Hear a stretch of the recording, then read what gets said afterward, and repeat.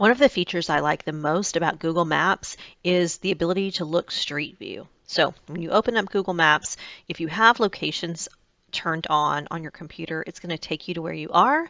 I'm in my office, so it found me there. But let's go search for a location we might be interested in traveling with our students. So I'm going to go to the Texas Capitol in Austin, Texas, and I'm going to select that. I have a side panel that opens up. I can get some additional information, but I'm going to use that little arrow to collapse that, and so I can see the full screen. So here I'm sitting at just a basic default map view, but in my lower left-hand corner, I see the word layers. And so if I wanted to say, look at the terrain, or a satellite image, or traffic, I could select a different layer to go on top. Let's look at satellite just to see how different the view is. So if I pick satellite, this is actually a satellite view, almost like you're flying over it in an airplane. You can see the buildings. You still have the labels. It tells you what is what, but it looks more like buildings and not just the lines. It's much easier in a map view to see the lines and where things are going. Now, if I wanted to take my students on a virtual field trip of the Texas Capitol, I can use the tool at the bottom right called Pegman. It's got that little person there, and I can click on Pegman. A box pops up at the bottom that gives me some direction. So a straight blue line is Street View. That's where a car, a Google car with the mapping camera has driven by. If it's a circle, that is a photosphere, and you can see a lot of them here in the Capitol grounds. And a photosphere is a 360-degree image that a user has created and uploaded to Google Maps. So I'm going to go ahead and pick one of those photospheres. Let's just drop in and see what we see. So this one is outside of the Capitol.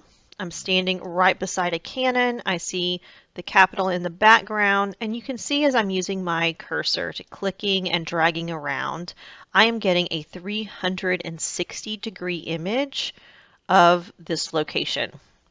I can even look up at the sky if I would like to. Look all the way around. Now, when I'm in a photosphere, I can only do that circular motion. I can't travel down the road like I could on a path that the car had driven. At the bottom left, you can see it's showing me where my person is standing. So it shows me that I am currently standing in that green space in front of the Capitol. In the top left, it shows me the name of the person that added this image. So James uploaded this picture to Google Maps in May of 2014. So if this is an image, say, that my students are doing research and they want a picture of this cannon, they want to include it in their Google site or a link to it in a hyperdoc, I can simply use those three dots in the box with the information about the picture that I'm in, and I can get the option to share or embed this image. Now it's going to bring it 360, so the embed image would give you the 360-degree view, or the link would also give you the 360-degree view.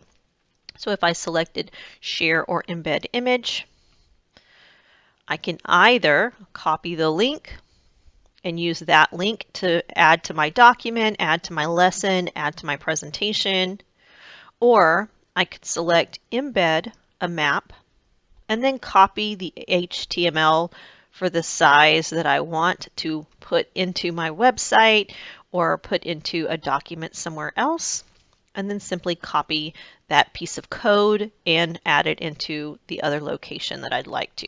So any of these photospheres or any of the 360 images that have been uploaded can be shared that way.